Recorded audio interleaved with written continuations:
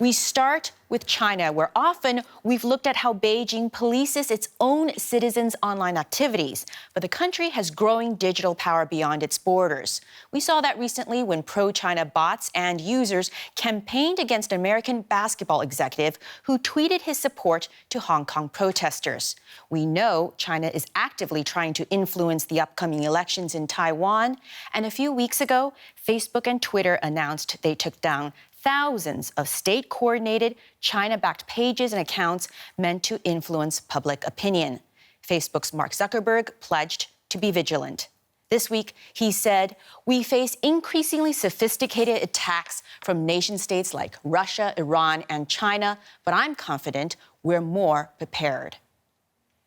Beijing was asked about these accusations, including whether China might be influencing the U.S. elections. The foreign ministry denied doing anything wrong. I think this is absurd and laughable. China has never interfered in the internal affairs of other countries.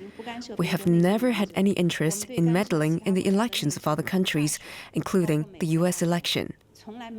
If someone says China is interfering in the elections, then present the evidence. We have Matt Schrader with the Alliance for Securing Democracy, part of the German Marshall Fund, for more. Matt, so we just heard that China says that they do not interfere in the internal affairs of other countries. Sticking to the digital space, what do we know about that? Well, China says it doesn't interfere in the internal affairs of other countries a lot. The truth is usually somewhat different from that. So in the digital space, you've already mentioned a little bit about Taiwan, and that's a really interesting example because we have some evidence that in the past round of elections that Chinese state-backed actors may have actually done a lot on Facebook and online, another social media platform, to help boost the chances of a candidate who's very, very pro-Beijing. And some of the tactics that they used there actually looked a lot like what we saw in the United States in 2016 with Russian-backed actors. Now, we've seen some pretty dramatic examples over the last few weeks of China flexing its online muscle. Let's talk about TikTok. We've been hearing a lot about TikTok. What is it, and what are people worried about? This is a good question. TikTok is, so it's a social media app that you install on your phone, and it shows you an endless series of short videos between 15 seconds and about a minute.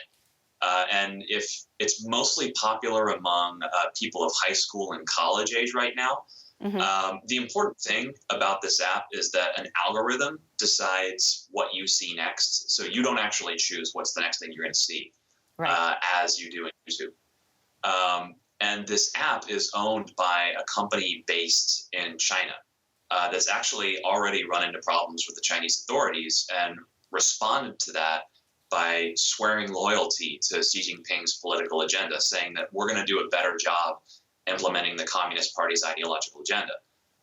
So there's obvious problems with a company that's already supported the Communist Party, that already helps censoring information inside of China, now having control of an app that it's actually the most popular social media app outside of any apps owned by Facebook. So, Facebook has WhatsApp and its own messaging app, and TikTok is the most popular app other than that. What do we know about China and the U.S. elections? Does Beijing really benefit from a specific outcome of the elections? This one is really, really hard to answer. As somebody who's been watching prognostications in this space for a number of years now, there were all kinds of prognostications about whether Donald Trump was going to be good for the U.S.-China relationship before 2016.